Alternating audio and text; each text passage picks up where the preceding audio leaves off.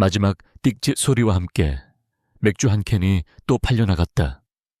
윤하늘은 8시간의 고된 노동으로 잠겨버린 목소리를 가다듬으며 허리를 90도로 숙였다. 감사합니다. 안녕히 가세요. 취객이 비틀거리며 편의점 문을 나서자 역한 알코올 냄새가 공기 중에 남았다. 하늘은 지친 몸을 계산대에 기댔다. 오후 내내 일했던 치킨집의 기름 냄새와 이른 새벽에 청소했던 PC방의 담뱃지든 내가 아직도 머리카락과 옷에 배어있는 듯했다. 하루에 3개의 아르바이트. 온몸이 녹초가 되었지만 하늘의 맑은 눈동자만은 꿋꿋한 빛을 잃지 않았다. 하늘아, 고생 많았다. 여기 내 월급. 마음씨 좋은 편의점 사장님이 두툼한 종이봉투를 건넸다. 하늘은 두 손으로 공손히 봉투를 받아들고 다시 한번 고개를 숙였다. 봉투 안의 현금은 그녀의 땀이자 노력이자 희망이었다. 편의점을 나서자 서울의 서늘한 밤 공기가 폐부 깊숙이 스며들었다. 하늘은 낡아서 해진 가방을 꼭 끌어안았다. 그 안에는 월급 봉투와 방금 저녁 대신으로 산 따뜻한 우유 한 팩이 들어있었다. 그녀는 버스비를 아끼기 위해 걷기 시작을 했다. 그녀의 집으로 가는 길에는 한강을 가로지르는 다리가 있었다. 도시의 화려한 넌사인이 닿지 않는 다리 및 그곳에는 언제나 세상에서 잊힌 삶들이 존재했다. 그리고 오늘 밤 그녀는 어두운 구석에 웅크리고 앉은 한 남자를 보았다. 그는 다른 노숙자들과는 조금 달라 보였다. 구걸을 하거나 잠을 자지도 않았다. 그는 그저 차가운 콘크리트 벽에 등을 기댄 채 무릎 사이에 얼굴을 묻고 있을 뿐이었다. 마치 온 세상으로부터 버림받은 듯 그의 온몸에서는 극한의 절망과 피로감이 느껴졌다. 하늘은 걸음을 멈췄다. 어째서인지 남자의 모습에 심장이 욱신거렸다. 돌아가신 아버지가 떠올랐다. 사업 실패로 모든 것을 잃었던 마지막 나날. 아버지도 저렇게 무너져 내리는 하늘을 어깨에 짊어진 채 홀로 어둠 속에 앉아 계시곤 했다. 그녀는 한참을 망설였다. 머릿속이 복잡했다. 이 월급 봉투는 돌아가신 이모가 남긴 빚과 작은 옥탑방의 월세, 그리고 다음 주 내내 써야 할 생활비로 빠듯하게 나뉘어 있었다. 하지만 그녀의 발은 떨어지지 않았다. 결국 측은지심이 이성을 이겼다. 하늘은 남자에게 다가갔다. 그녀는 지갑을 열어 가장 큰 단위의 지폐 5만 원권 한 장과 10,000원권 몇 장을 꺼냈다. 그녀의 반달치 식비에 해당하는 돈이었다. 그녀는 잘 펴진 지폐를 남자의 거친 손바닥 위에, 그리고 저녁으로 마시려던 따뜻한 우유팩을 그 옆에 조심스럽게 올려놓았다. 남자가 고개를 들었다. 헝클어진 머리카락과 얼룩진 얼굴 아래 깊고 날카로운 눈동자가 빛나고 있었다. 그는 놀란 눈으로 그녀를 빤히 쳐다보았다. 하늘은 그저 희미하게 미소 지었다. 아무리 힘드셔도. 그녀의 목소리는 맑고 따뜻했다. 식사는 거르지 마세요. 밥은 먹어야 다시 일어설 힘이 생기니까요. 그 말을 남기고 그녀는 남자의 대답을 기다리지 않았다. 행여나 마음이 바뀔까봐 서둘러 몸을 돌려 인파 속으로 걸어갔다. 그녀의 자그마한 뒷모습은 금세 도시의 불빛 속으로 사라졌다. 남겨진 남자 권태호는 그녀의 뒷모습이 사라진 곳을 한참 동안 응시했다. 그의 손바닥에는 우유팩의 온기와 지폐의 감촉이 선명하게 남아있었다. 24시간. 그것은 그의 할아버지.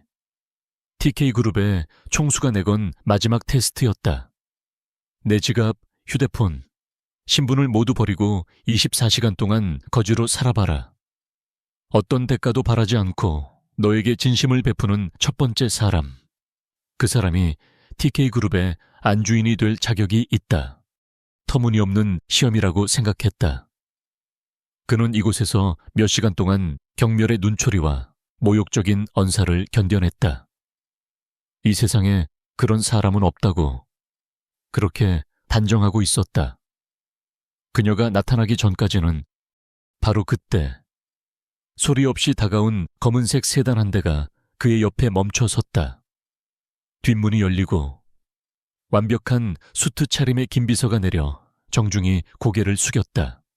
회장님, 시간이 되었습니다. 권태호가 자리에서 일어섰다. 절망에 빠진 노숙자의 모습은 온데간데 없고 세상을 지배하는 제왕의 차가운 카리스마가 흘러나왔다. 그는 남루한 겉옷을 벗어 던졌다. 그는 우유팩과 돈을 김비서에게 건넸다. 이건 액자에 넣어서 내 집무실에 걸어둬. 알겠습니다. 회장님. 채 올라탄 권태호의 눈빛이 매처럼 날카롭게 빛났다. 김비서, 방금 저 여자 찾아내. 이름, 나이, 사는 곳, 재정 상태, 전부. 수단과 방법을 가리지 말고. 네, 회장님. 그리고 한 가지 더. 권태호가 감정 없는 목소리로 덧붙였다. 오늘 안으로 내가 저 여자와 결혼해야겠어. 김비서는 순간 놀랐지만 이내 평소의 침착함을 되찾았다. 알겠습니다. 30분 후 윤하늘은 채권자의 집에서 무거운 마음으로 걸어 나오고 있었다.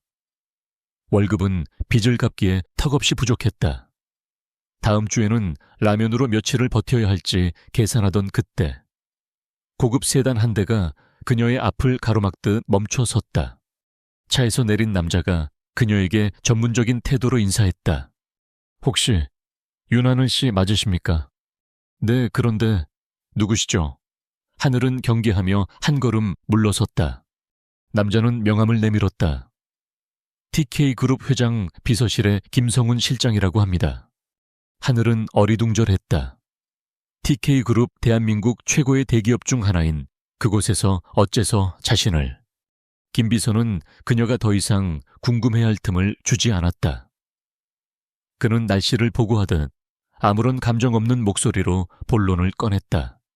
윤하늘 씨, 저희 회장님이신 권태호 회장님께서 윤하늘 씨와의 계약 결혼을 원하십니다. 내 하늘은 자신의 귀를 의심했다.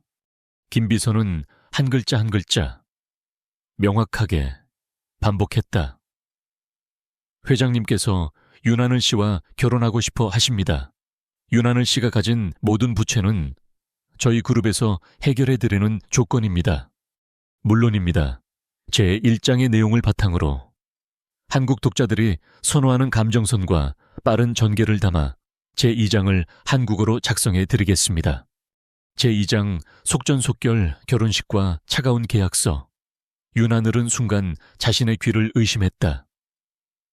방금 들은 말이 너무나도 비현실적이어서 마치 다른 세상의 언어처럼 뇌리에 닿지 않았다. 저를 놀리시는 건가요? 아니면 혹시 몰래 카메라인가요? 그녀는 자신도 모르게 한 걸음 뒤로 물러섰다.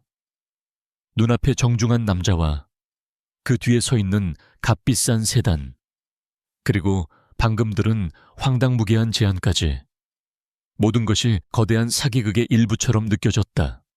김 비서는 표정 하나 바꾸지 않고 대답했다. 농담이나 사기가 아닙니다. 윤하늘 씨. 저희 회장님은 지극히 진심이십니다.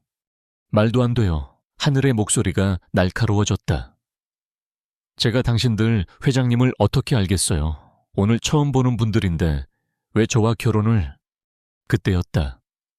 세단의 뒷좌석 문이 소리 없이 열리고 한 남자가 차에서 내렸다. 주변 공기마저 얼려버릴 듯한 어릿한 압도적인 존재감. 완벽하게 재단된 검은 수트는 그의 넓은 어깨와 긴 다리를 더욱 돋보이게 했다. 하지만 하늘의 눈에 들어온 것은 그의 화려한 외피가 아니었다. 그의 얼굴, 헝클어진 머리카락과 때가 묻어 있었지만 잊을 수 없었던 그 깊은 눈매. 당신은 하늘의 눈이 충격으로 커졌다. 다리 밑에 있던 권태호였다.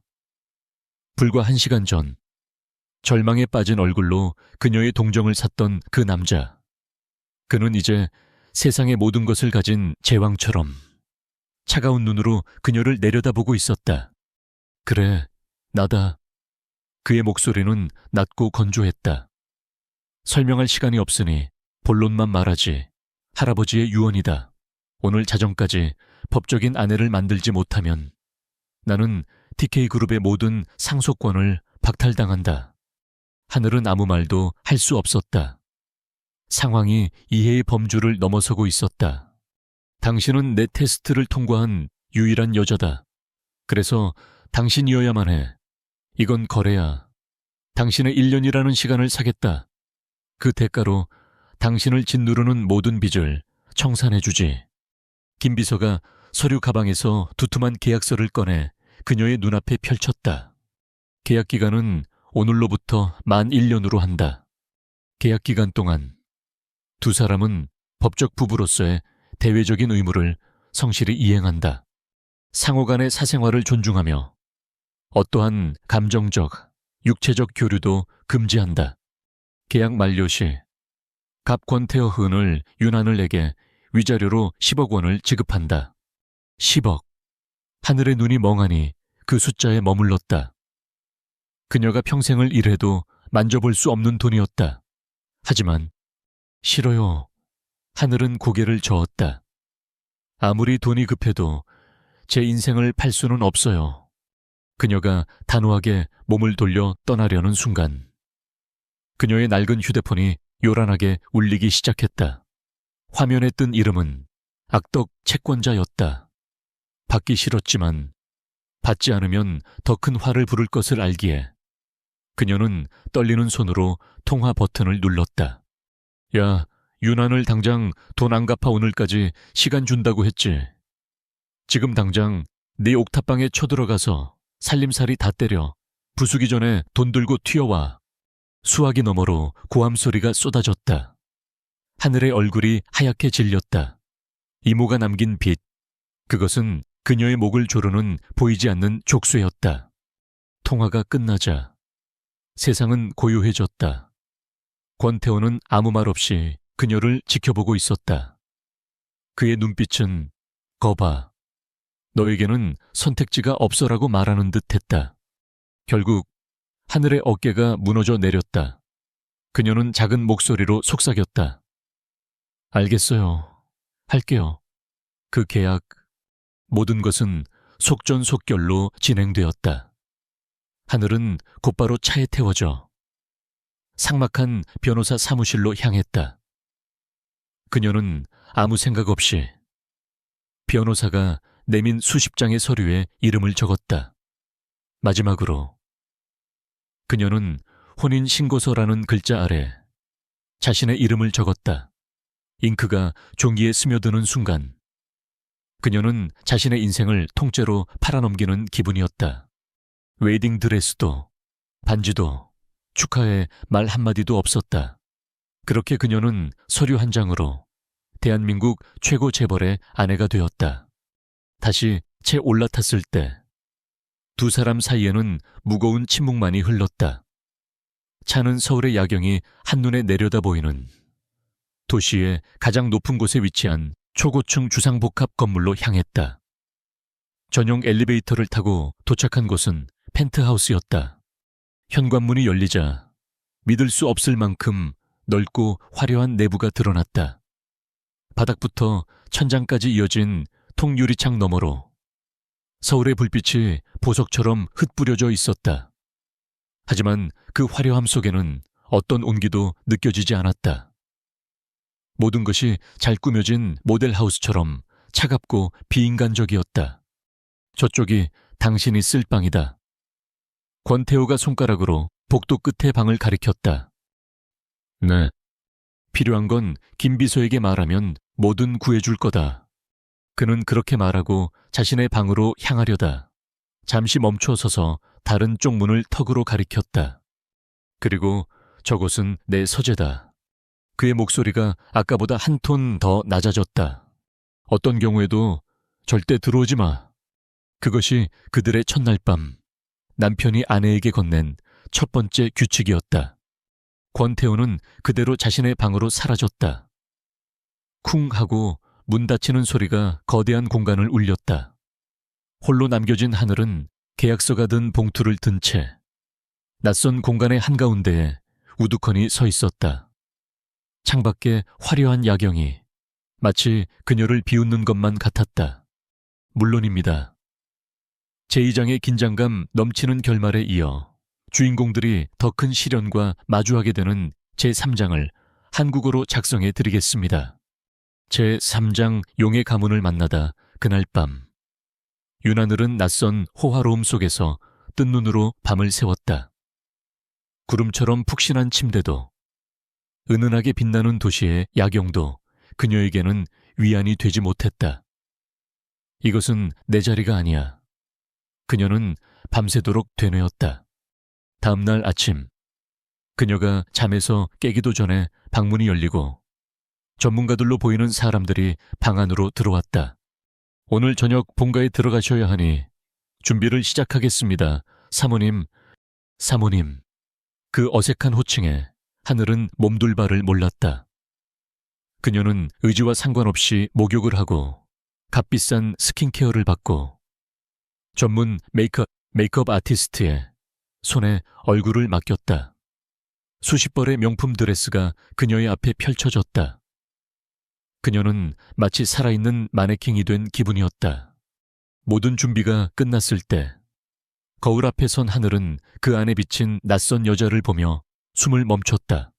우아하게 쪽진 머리, 단아하면서도 고급스러운 메이크업, 그리고 그녀의 몸에 완벽하게 맞는 짙은 로열 블루 색상의 드레스. 어제의 초라한 아르바이트생 윤하늘은 어디에도 없었다. 하지만 그녀는 조금도 기쁘지 않았다. 거울 속의 여자는 진짜 자신이 아닌 권태호의 돈으로 만들어진 아름다운 허상일 뿐이었다.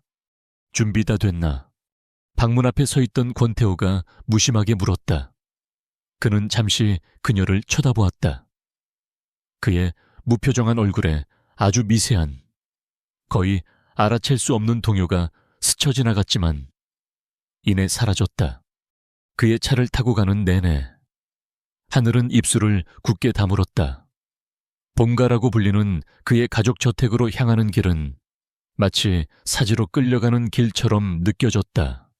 어떤 말을 듣든 신경 쓰지 마.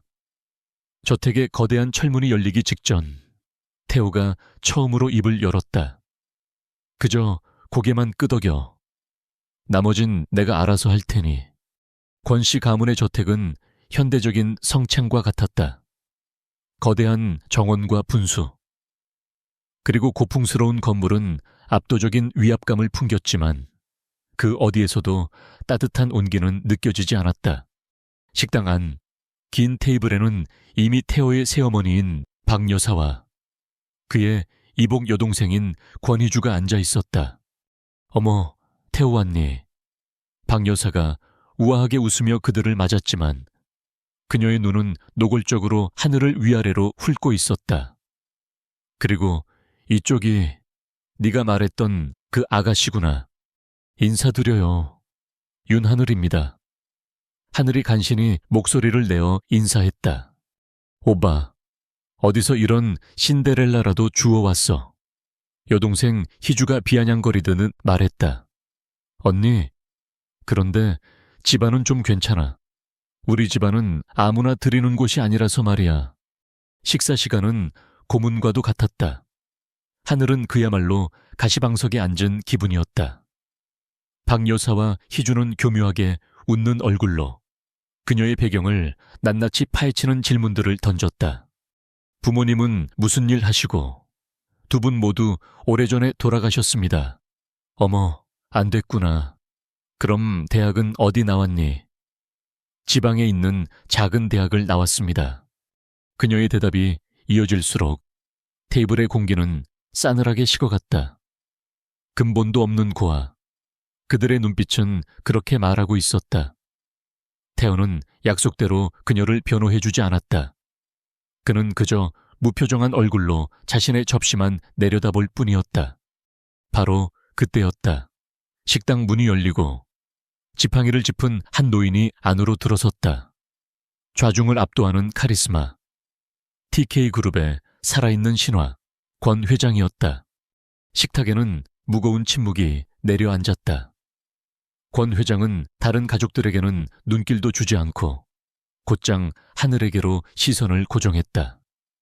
세월의 깊이가 담긴 날카로운 눈빛이 그녀의 영혼까지 꿰뚫어 보는 듯했다. 그가 입을 열었다. 굵고 위험 있는 목소리였다. 내게 묻겠다, 아가. 모두가 숨을 죽였다. 네오는 진정으로 내 손주, 테오를 사랑하는 개냐, 아니면 이 집안의 돈을 사랑하는 개냐. 모든 시선이 하늘에게로 쏠렸다. 테오조차 처음으로 고개를 들어 그녀를 바라보았다. 박 여사와 희주의 입계는 비웃음이 걸려 있었다. 저 천박한 것이 사랑한다고 거짓말을 하겠지. 모두가 그렇게 예상했다. 하늘은 마른 입술을 죽였다. 그녀는 피하는 대신 권 회장의 눈을 똑바로 마주보았다. 그리고 잠시 후 그녀의 입에서 모두의 예상을 뒤엎는 대답이 흘러나왔다. 회장님, 그녀의 목소리는 떨렸지만 그 안에는 부러지지 않는 단단함이 있었다. 저는 아직 권태호 씨를 사랑하지 않습니다. 식탁에는 찬물을 끼얹은 듯 단 정적이 흘렀다. 하지만 하늘은 말을 이었다. 저는 제게 주어진 아내로서의 역할을 다하겠다고 약속했습니다. 그리고 제 삶을 구해주신 분과의 그 약속에 부끄럽지 않게 행동할 겁니다. 제 진심은 그것뿐입니다. 아무도 예상치 못한 너무나도 당돌하고 솔직한 대답. 권 회장의 날카로운 눈에 아주 희미하지만 흥미로운 빛이 스쳐 지나갔다. 그리고 권태호, 그는 처음으로 자신이 서류 한 장으로 사들였다고 생각했던 이 여자를 제대로 다시 보게 되었다. 물론입니다. 제 3장의 긴장감, 넘치는 결말에 이어 두 사람의 갈등이 처음으로 폭발하게 되는 제 4장을 한국어로 작성해 드리겠습니다. 제 4장 아르바이트생 안에 그날의 저녁 식사는 윤하늘에게 깊은 인상을 남겼다. 그녀는 권태호라는 남자의 세상이 얼마나 차갑고 살얼음판 같은 곳인지를, 그리고 그 안에서 그가 얼마나 외로운 사람인지를 어렴풋이 짐작하게 되었다. 하지만 그녀의 당돌한 대답이 가져온 파장은 그게 끝이 아니었다. 그날 이후 권태호는 더 이상 그녀를 투명 인간 취급하지 않았다. 물론 그가 다정해진 것은 아니었다. 그는 여전히 무뚝뚝했고 필요한 말 외에는 하지 않았다. 하지만 식사는 늘 같은 시간에 함께했고 가끔씩 그녀에게 회사 일에 대해 묻기도 했다. 그 작은 변화만으로도 거대한 펜트하우스의 공기는 아주 조금은 달라졌다. 하지만 하늘은 행복하지 않았다. 그녀의 새로운 일상은 너무나도 비현실적이었다. 아침에 눈을 뜨면 값비싼 옷들이 옷장에 가득 채워져 있었다. 먹고 싶은 것은 무엇이든 요리사가 만들어 주었다. 그녀가 가진 것은 시간과 돈뿐이었다. 하지만 그 시간과 돈은 온전히 그녀의 것이 아니었다. 모든 것이 권태호의 아내라는 역할에 주어진 소품에 불과했다. 그녀는 황금 세장에 갇힌 새였다. 숨이 막혔다. 아무것도 하지 않고 누군가에게 의존해서 살아가는 삶은 그녀의 방식이 아니었다. 그녀에게는 자신의 땀으로 돈을 벌고 세상의 일부로서 살아있다는 감각이 절실하게 필요했다. 결국 하늘은 비밀스러운 외출을 감행했다. 그녀는 옷장에서 가장 평범한 티셔츠와 청바지를 꺼내 입고 아무도 모르게 펜트하우스를 빠져나왔다. 오랜만에 타는 지하철의 소음과 활기차게 거리를 오가는 사람들의 모습이 오히려 그녀의 마음을 편안하게 만들었다. 그녀는 예전에 살던 동네의 작은 카페로 향했다. 혹시 아직 아르바이트생 구하시나요? 그렇게 그녀의 이중 생활이 시작되었다. 오전에는 TK그룹의 우아한 안주인으로, 오후에는 평범한 카페 아르바이트생 윤하늘으로 최저시급을 받으며 커피를 만들고 테이블을 닦는 고된 노동이었지만 하늘은 살아있음을 느꼈다. 스스로의 힘으로 무언가를 하고 있다는 사실이 그녀에게는 큰 위안이었다. 하지만 그 비밀은 오래가지 못했다. 그날 밤 하늘이 피곤한 몸을 이끌고 펜트하우스로 돌아왔을 때 거실은 불이 꺼진 채 어둠에 잠겨 있었다. 어디 갔다 이제 오나? 어둠 속에서 얼음처럼 차가운 목소리가 울렸다. 소파에 앉아있던 권태호가 천천히 몸을 일으켰다. 그의 손에는 서류 봉투 하나가 들려 있었다. 그가 봉투를 테이블 위로 던지자 안에서 수십 장의 사진들이 쏟아져 나왔다. 카페 유니폼을 입고 웃으며 손님을 대하는 그녀의 모습, 쟁반을 들고 분주하게 움직이는 그녀의 모습, 누군가 그녀를 미행하고 찍은 사진들이었다. 이게 다 뭔가.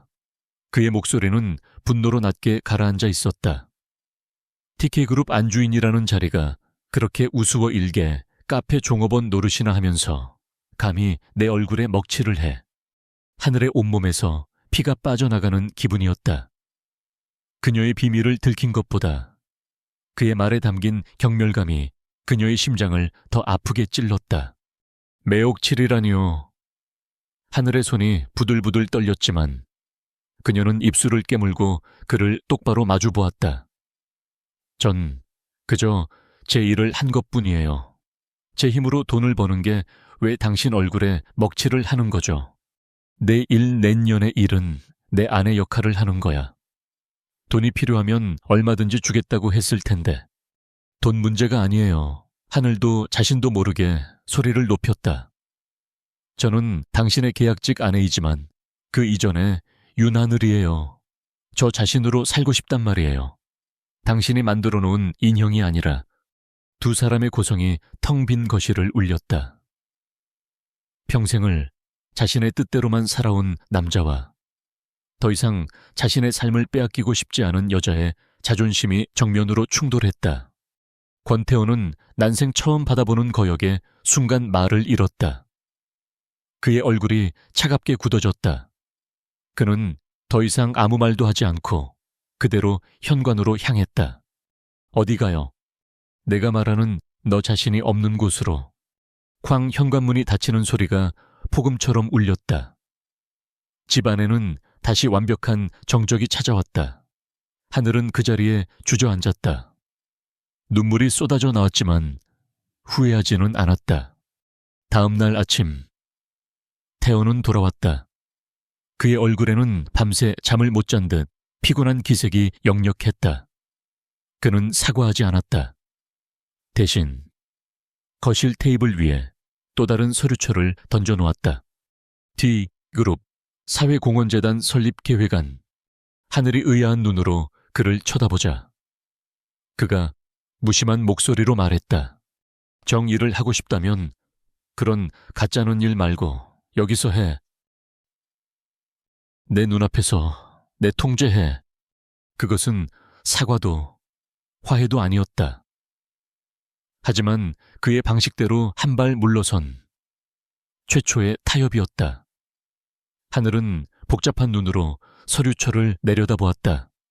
그녀의 황금 세장이 조금 더 넓어지고 있었다. 물론입니다. 제4장의 갈등 이후 두 사람의 관계의 첫 번째 감정적 전환점이 되는 제5장을 한국어로 작성해 드리겠습니다. 제5장 첫 번째, 따뜻한 저녁 식사 권태호가 던져준 사회공헌재단이라는 새로운 과제는 윤하늘의 삶에 예상치 못한 활력을 불어넣었다. 그녀는 더 이상 황금세장에 갇힌 무력한 존재가 아니었다. 그녀는 자신의 역할과 목소리를 갖게 되었다. 처음에 재단 직원들은 그녀를 그저 회장님의 낙하산 아내 정도로 취급하며 경계했다. 하지만 하늘은 아랑곳하지 않았다. 그녀는 서류 더미에 파묻혀 밤을 새워 공부했고 화려한 드레스 대신 편안한 운동화 차림으로 도움이 필요한 현장을 직접 찾아다녔다. 가난하고 소외된 사람들의 이야기에 진심으로 귀 기울이는 그녀의 모습에 직원들의 시선은 점차 존경으로 바뀌어갔다. 그녀는 그저 보여주기식이 아니었다. 진심이었다. 권태호는 김비서를 통해 그녀의 모든 활동을 보고받고 있었다. 그는 아무런 코멘트도 하지 않았지만 딱딱하게 굳어있던 그의 입가에 희미한 미소가 스쳐 지나가는 횟수가 조금씩 늘어나고 있었다. 그러던 어느 늦은 밤이었다. 재단 지원 사업 계획서를 검토하느라 거실에 남아있던 하늘은 현관문이 서툰 손놀림으로 열리는 소리를 들었다. 비틀거리며 들어선 것은 권태호였다. 평소에 칼날 같던 모습은 온데간데 없고 넥타이는 비뚤어져 있었으며 온몸에서는 짙은 알코올 냄새가 풍겼다. 그는 지독하게 취해 있었다. 아마도 힘들고 고된 하루를 보낸 모양이었다.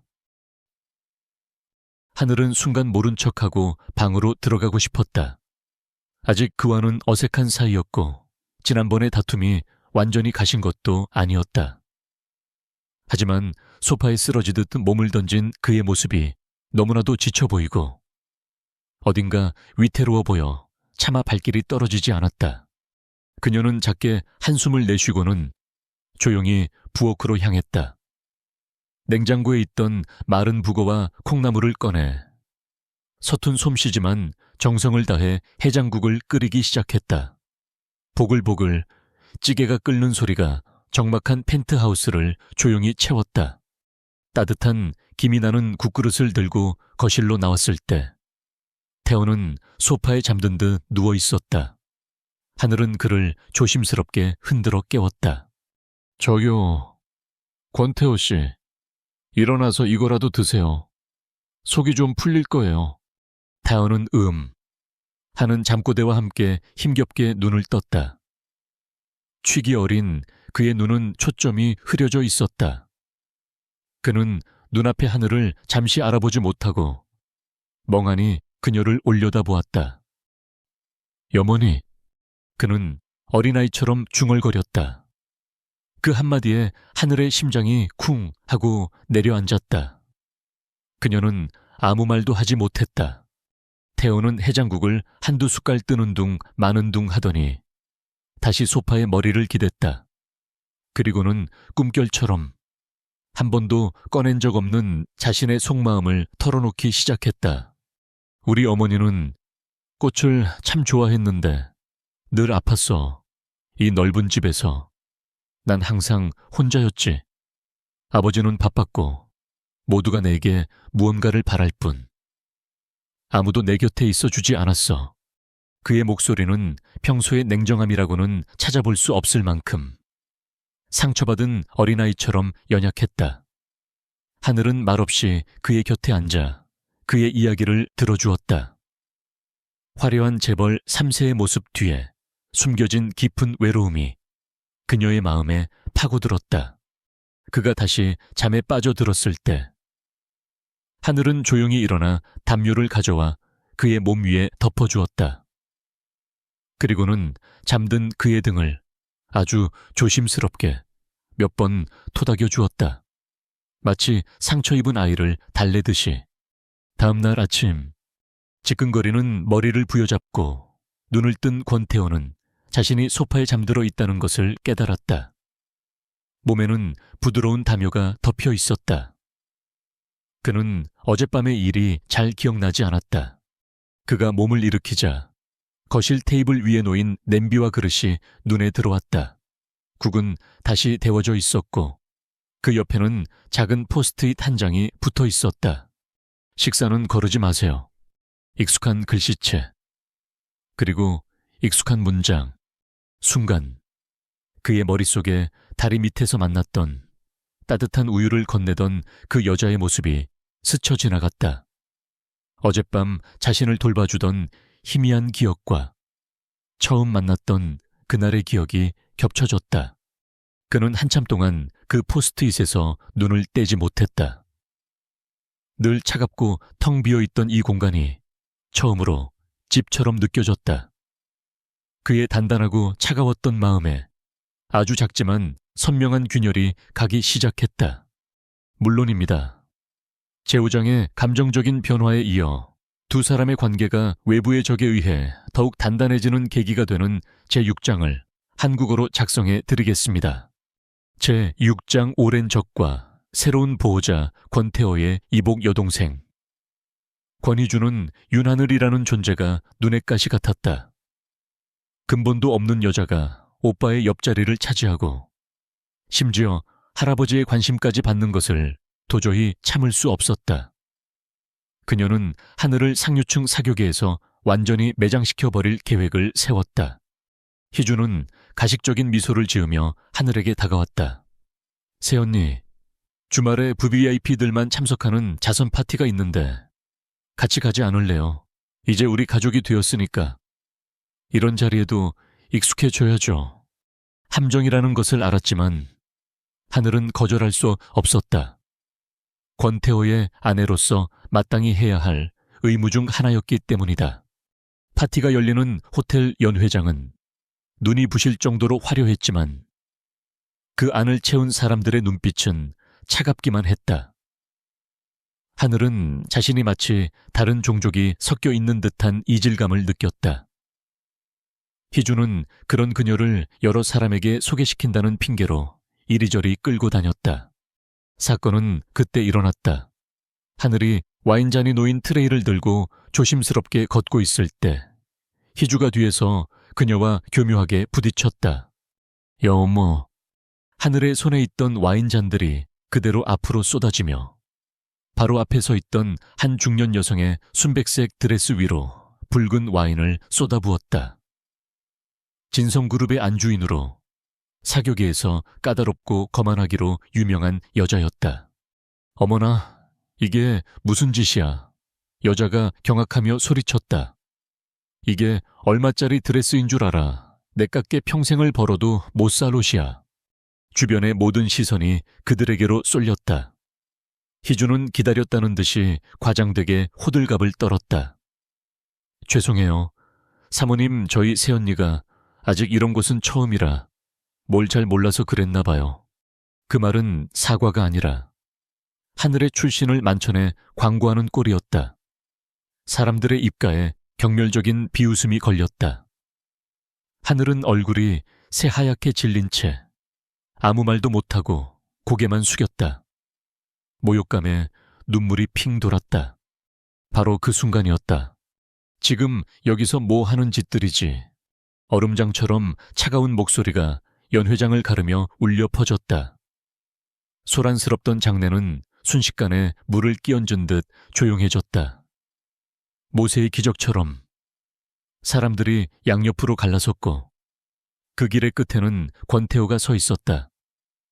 그는 약속된 파티의 주최자처럼 혹은 모든 것을 끝내러 온 심판자처럼 차가운 카리스마를 내뿜으며 그들에게로 걸어왔다. 그의 눈은 다른 누구도 아닌 고개를 숙인 채 떨고 있는 하늘에게만 고정되어 있었다. 태호는 곧장 하늘의 곁으로 다가갔다. 그는 아무 말 없이 자신의 재킷을 벗어 그녀의 어깨를 감싸주었다. 그의 천이 남아있는 재킷이 그녀의 떨리는 몸을 따뜻하게 덮었다. 그것은 완벽한 보호의 제스처였다. 그리고 그는 진성그룹 사모님을 향해 몸을 돌렸다. 그의 눈빛은 지독하게 차가웠다. 방금 뭐라고 하셨습니까? 사모님, 권 회장님, 그게 아니라 이 여자가... 태호가 그녀의 말을 잘랐다. 그 드레스값 내가 물어주지. 아니, 그 옷을 만든 브랜드 전체를 사주면 되겠나. 하지만 그의 목소리가 위험할 정도로 낮아졌다. 내 아내는 당신 같은 사람이 함부로 손가락질할 수 있는 존재가 아니야. 내 아내. 그 단호한 선언에 연회장 안의 모든 사람들이 숨을 죽였다. 태호는 더 이상 그들에게 관심 없다는 듯 하늘의 손을 잡고 밖으로 향했다. 아무도 감히 그들의 앞을 막지 못했다. 채 올라타자마자 참았던 긴장이 풀리면서 하늘의 눈에서 눈물이 흘러내렸다. 충격과 안도감, 그리고 알 수 없는 감정들이 뒤섞여 있었다. 태호는 말없이 운전만 했다. 한참의 침묵이 흐른 뒤 그가 정면을 본 채 입을 열었다.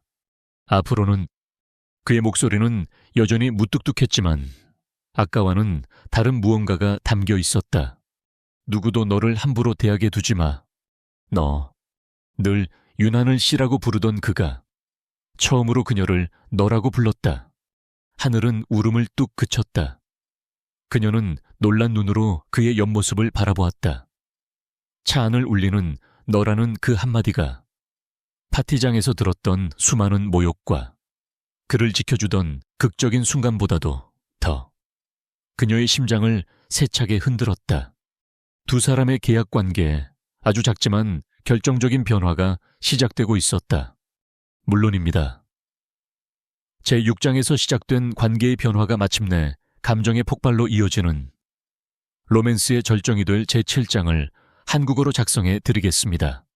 제7장. 예고 없는 키스파티에서 있었던 그날 밤 이후 두 사람 사이의 공기는 미묘하게 달라졌다. 권태호가 윤하늘을 부르는 호칭은 여전히 어색하게 윤하늘 씨와 너 사이를 오갔지만 그가 그녀를 대하는 태도에는 분명한 변화가 생겼다. 그는 더 이상 그녀를 투명한 계약 상대가 아닌 신경 쓰이는 한 사람으로 대하기 시작했다. 함께하는 저녁 식사 시간에는 대화가 늘었다.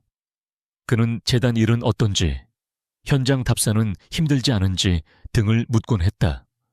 그의 질문에는 처음으로 진심 어린 관심이 묻어 있었다. 하늘 역시 더 이상 그를 어렵고 차가운 고용주로만 대하지 않았다. 그녀는 그의 지친 얼굴에서 고독을 보았고 그의 무심한 말들 속에서 서툰 따뜻함을 발견했다. 두 사람 사이에 존재하던 보이지 않는 거대한 벽이 조금씩 허물어지고 있었다. 변화의 결정적인 계기는 제주도 출장에서 찾아왔다. 재단에서 지원할 보육원 부지 답사를 위해 두 사람은 1박 2일 일정으로 제주도를 찾았다. 서울을 벗어나 탁 트인 제주의 푸른 바다와 상쾌한 공기를 마주하자 하늘의 마음도 조금은 가벼워졌다. 태호 역시 평소보다 표정이 한결 부드러워 보였다. 업무를 마치고 해안 도로를 따라 호텔로 돌아가던 중이었다. 갑자기 하늘이 어두워지더니 장대 같은 소나기가 쏟아지기 시작했다. 와이퍼가 쉴 새 없이 움직였지만 한 치 앞도 보이지 않을 만큼 비가 거셌다. 젠장. 태호가 낮게 욕설을 뱉으며 차를 갓길에 세웠다. 그때였다. 끼익 하는 소음과 함께 차가 살짝 흔들리더니 시동이 꺼져버렸다. 빗길의 타이어가 지늘게 빠진 모양이었다. 휴대폰조차 통신 불량 지역이라는 메시지만 뜰 뿐이었다. 두 사람은 차 안에 고립되었다. 시간은 흐르고 빗줄기는 잦아들 기미가 보이지 않았다. 차 안의 온도가 점점 떨어지기 시작했다. 그때 하늘이 창밖에서 희미한 불빛을 발견했다. 저기요?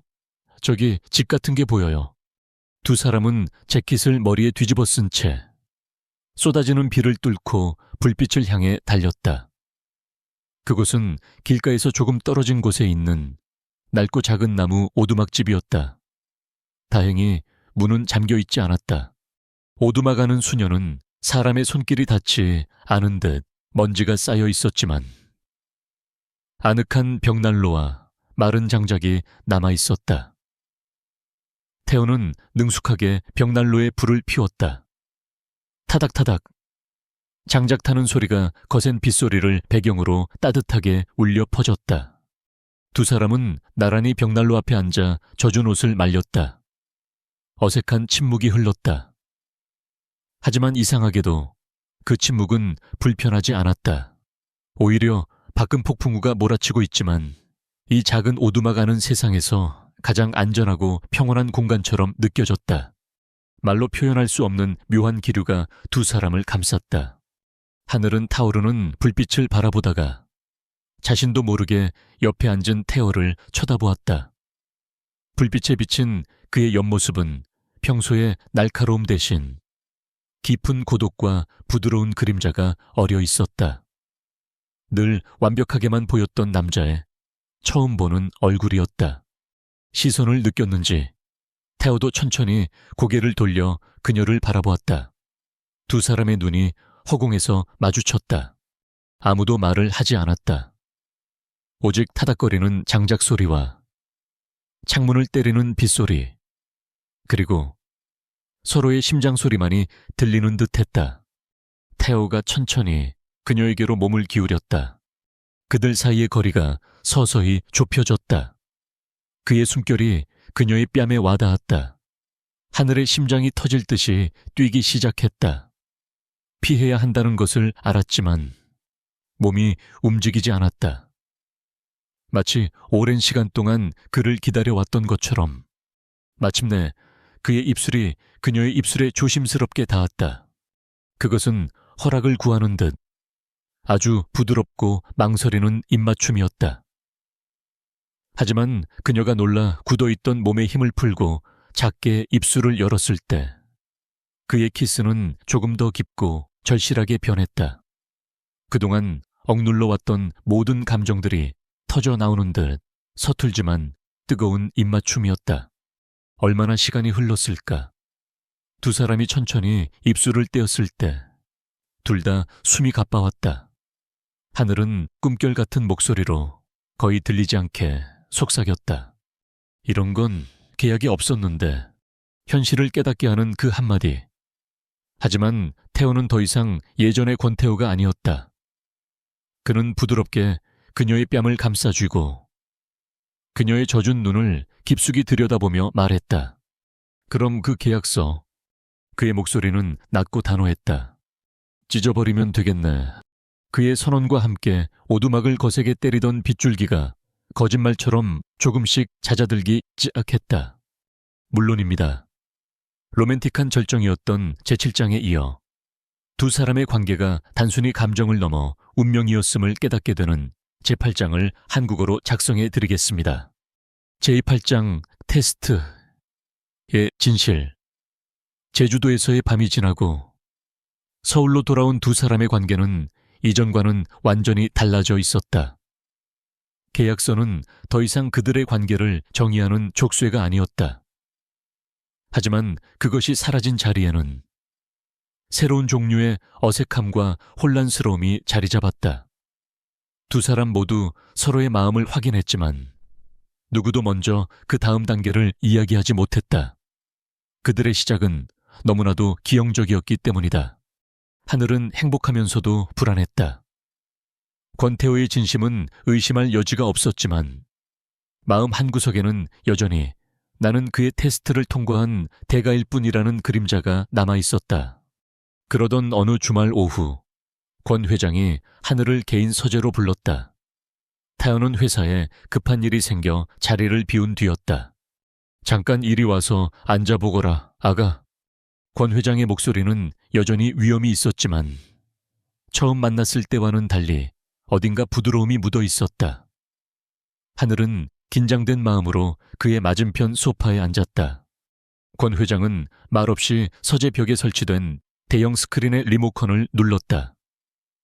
화면이 켜지고 익숙하면서도 낯선 풍경이 나타났다. 달이 밑이었다. 그녀가 처음 권태호를 만났던 바로 그 장소.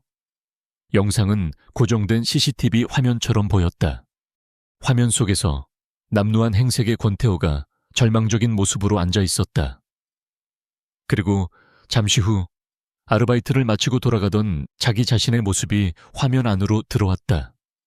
하늘은 숨을 죽였다. 그녀는 자신이 태호에게 다가가 돈과 우유를 건네고 몇 마디 말을 건넨 뒤 사라지는 모든 과정을 제3자의 눈으로 지켜보게 되었다. 영상이 끝나자 권 회장이 나지막이 입을 열었다. 저 영상은 내가 설치한 카메라로 찍은 것이다. 네. 태호에게 내건 마지막 테스트였지. 내 자리를 물려받을 녀석이라면 돈이나 권력이 아닌 사람의 진심을 볼 줄 아는 눈을 가져야 한다고 생각했다. 그리고 그 진심을 알아볼 수 있는 가장 좋은 방법은 스스로가 가장 낮은 곳에 떨어져 보는 것이지. 권 회장의 시선이 하늘에게로 향했다. 나는 솔직히 아무도 그 테스트를 통과하지 못할 거라고 생각했다. 이 삭막한 세상에 아무런 대가도 없이 타인에게 온정을 베풀 사람이 남아있을 거라고 믿지 않았지. 그런데 네가 나타난 게야, 아가. 그는 잠시 말을 멈추고 서재 책상 서랍에서 작고 오래된 벨벳 상자를 하나 꺼냈다. 그리고 그것을 하늘의 앞 테이블 위에 올려놓았다. 열어보거라. 하늘은 떨리는 손으로 상자를 열었다. 그 안에는 화려하지는 않지만 세월의 깊이가 느껴지는 우아한 디자인의 진주 반지가 들어있었다. 내 아내의 유품이다. 태호의 할머니가 평생 손에서 빼지 않던 반지이지. 권 회장의 얼굴에 희미한 미소가 떠올랐다. 나는 우리 집안에 돈 보고 시집올 며느리는 필요 없다. 내가 필요했던 며느리는 저 녀석의 얼어붙은 마음을 녹여줄 너처럼 따뜻한 마음을 가진 사람이었다. 태호 녀석이 널 처음 본가에 데려왔을 때, 네가 사랑하지 않는다고 당돌하게 말했을 때부터 나는 네가 보통 아이가 아니라는 것을 알았지. 너는 내 시험을 통과한 게 아니다, 아가. 그가 하늘의 손을 부드럽게 잡아주며 말했다. 네오는 내 고집스러운 늙은이의 마지막 희망에 대한 하늘의 응답이었어. 서재를 나올 때 하늘의 손에는 작은 벨벳 상자가 들려 있었다. 그녀는 그제야 모든 것을 깨달았다. 자신의 결혼은 거짓말로 시작된 것이 아니었다. 그것은 한 늙은이의 간절한 바람과 그 바람이 만들어낸 기적 같은 운명이었다. 자신은 그저 그의 영희를 도와주는 대가가 아니라 처음부터 이 이야기의 진짜 주인공으로 선택되었던 것이다. 그날 밤 펜트하우스로 돌아온 하늘은 거실에서 자신을 기다리고 있던 태호와 마주쳤다. 그의 얼굴에는 무언가 결심한 듯한 비장함이 서려 있었다. 그녀가 무슨 말을 하기도 전에 태호가 먼저 그녀의 손을 잡고 이끌었다. 나랑 같이 갈 곳이 있어. 그가 그녀를 데려간 곳은 바로 그 다리 밑이었다. 물론입니다. 제8장에서 밝혀진 진실에 이어 마침내 두 사람의 마음이 온전히 하나가 되는 제9장을 한국어로 작성해 드리겠습니다. 제9장. 진정한 고백 권태호가 그녀를 데려간 곳은 그들의 기이한 인연이 시작되었던 바로 그 다리 밑이었다. 익숙한 장소에 가까워질수록 윤하늘의 마음은 복잡해졌다. 할아버님의 진주 반지를 손에 꼭 쥔 채 그녀는 지금 이 상황이 대체 무엇을 의미하는지 알 수 없었다. 차가 멈추고 태호가 먼저 내려 그녀를 위해 문을 열어주었다. 여기는 우리가 처음 만났던 곳. 그가 그녀의 손을 잡고 다리 밑에 어두운 공간으로 이끌었다. 그런데 한 걸음 안으로 들어설수록 하늘은 자신의 눈을 의심했다. 그곳은 더 이상 그녀의 기억 속에 있던 어둡고 축축한 공간이 아니었다. 차가운 콘크리트 벽은 담쟁이 덩굴과 수천 개의 작은 꼬마 전구들로 장식되어 마치 밤하늘의 은하수처럼 반짝이고 있었다. 바닥에는 하얀 장미, 꽃잎이 융단처럼 깔려 있었고 공기 중에는 축축한 곰팡이 냄새 대신 향기로운 꽃향기가 가득했다. 동화 속에나 나올 법한 꿈결 같은 풍경이었다. 하늘이 넋을 잃고 주변을 둘러보는 사이 태호는 그녀를 데리고 정확히 그가 노숙자처럼 앉아 있었던 그 자리로 데려갔다. 그는 그녀의 앞에 마주서서 그녀의 두 손을 잡았다. 하늘아. 그가 처음으로 다정하게 그녀의 이름을 불렀다. 매언저 할 말이 있어. 더 이상 너를 괴롭힐 사람은 없을 거야. 희주도, 파티에서 너를 모욕했던 그 사람들도 내가 전부 정리했어. 그러니 이제 아무것도 걱정하지 마. 그의 단호한 말에 그녀를 짓누르던 마지막 불안감의 조각마저 사라졌다. 태호는 그녀의 손을 더 꽉 잡았다. 처음으로 그의 목소리가 살짝 떨리고 있었다. 그날 바로 이 자리에서 너는 나에게 단지 돈 몇 푼과 우유 한 팩을 준 게 아니었어. 너는 내가 전혀 몰랐던 새로운 세상을, 사람의 온기가 살아있는 따뜻한 세상을 통째로 선물해줬어. 그의 눈동자가 진심으로 가득 차 흔들리고 있었다. 네오와 함께 있으면서 나는 처음으로 웃는 법을 배웠고 집이라는 단어의 의미를 알게 됐어. 우리를 억지로 묶고 있던 그 계약서는 이제 나에게 아무 의미도 없어. 그는 그렇게 말하며 천천히 그녀의 앞에서 한쪽 무릎을 꿇었다. 하늘은 저도 모르게 입을 틀어막았다. 그녀의 눈에서 뜨거운 눈물이 뺨을 타고 흘러내렸다. 태호는 주머니에서 작은 벨벳 상자를 꺼내 열었다. 그 안에는 밤하늘의 별을 통째로 담은 것처럼 찬란하게 빛나는 다이아몬드 반지가 들어있었다. 그러니 이제 계약이 아닌 내 진심으로 너에게 물을게. 그가 눈물 젖은 그녀의 얼굴을 올려다보며 세상에서 가장 간절한 목소리로 말했다. 윤하늘, 1년짜리 계약직 아내가 아니라 나의 영원한 진짜 아내가 되어주겠어. 하늘은 대답 대신 흐느끼며 고개를 세차게 끄덕였다. 네라고 대답하기에는 목이 메어 소리가 나오지 않았다. 태호는 환하게 웃으며 일어나 그녀의 네 번째 손가락에 반지를 끼워주었다. 반지는 마치 처음부터 그녀의 것이었던 것처럼 완벽하게 맞았다. 그는 반지가 끼워진 그녀의 손에 입을 맞추고 그녀를 자신의 품으로 강하게 끌어안았다. 그리고 마침내 그의 입술이 그녀의 입술을 찾아 겹쳐졌다. 제주도에서의 키스가 서로의 마음을 확인하는 망설임 가득한 키스였다면 지금의 키스는 영원을 약속하는 한치의 망설임도 없는 깊고 진한 입맞춤이었다. 한참 후 두 사람의 입술이 아쉽게 떨어졌다. 태호는 그녀의 이마에 자신의 이마를 기대고 속삭였다. 사랑해, 하늘아. 나도요, 나도 사랑해요, 태호 씨. 그녀는 기쁨의 눈물을 흘리며 활짝 웃었다. 어둡고 차갑기만 했던 두 사람의 운명의 장소는 이제 세상에서 가장 따뜻하고 찬란한 시작의 장소가 되어 영원히 빛나고 있었다. 물론입니다. 대망의 마지막 장, 두 사람의 행복한 결말을 담은 제10장을 한국어로 작성해 드리겠습니다. 제10장, 태양 아래의 결혼식. 그로부터 1년 후, 눈부신 햇살이 쏟아지는 어느 여름날, 두 사람의 진짜 결혼식은 세상의 모든 소음으로부터 벗어난 제주도의 한적한 프레빗 해변에서 열렸다. 하객은 많지 않았다. 흐뭇한 미소로 그들을 바라보는 권 회장과 든든한 형처럼 곁을 지켰던 김 비서의 가족, 그리고 하늘에 몇 안 되는 소중한 친구들 뿐이었다. 한결 누그러진 태도의 희주와 박 여사도 멀찍이 앉아 그들을 축복해 주었다. 에메랄드 비치 바다를 배경으로 바람에 흩날리는 하얀 커튼 아래에 선 두 사람은 세상 그 누구보다 행복해 보였다. 먼저 권태호가 서약서를 읽기 시작했다. 그는 오직 하늘의 눈만을 바라보며 진심을 담아 말했다. 세상에 믿을 건 나 자신밖에 없다고 믿었던 저에게 당신은 기적처럼 다가왔습니다. 차갑고 텅 비어있던 저의 세상을 당신의 온기로 가득 채워주었습니다. 윤하늘, 나의 아내, 나의 세상이 되어주어 고맙습니다. 이 자리에서 약속합니다.